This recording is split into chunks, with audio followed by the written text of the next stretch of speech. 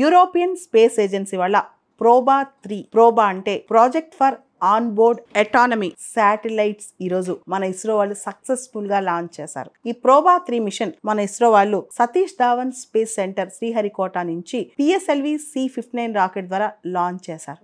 ISRO commercial wing new space India limited వాళ్ళు ఈ project ని ముందుకు తీసుకెళ్లారు. ఈ ప్రోబా 3 మిషన్ లో 2 శాటిలైట్స్ ఉంటాయి. ఒకటి కొరోనాగ్రాఫ్, రెండోది అక్కల్టర్. ఈ 2 శాటిలైట్స్ కొరోనాగ్రాఫ్, అక్కల్టర్ ఈ 2 కూడా చాలా క్లోజ్ కొలాబరేషన్తో కొలాబరేట్ అవుతూ సూర్యుడి యొక్క ఔటర్ అట్మాస్ఫియర్ని స్టడీ చేస్తాయన్నమాట.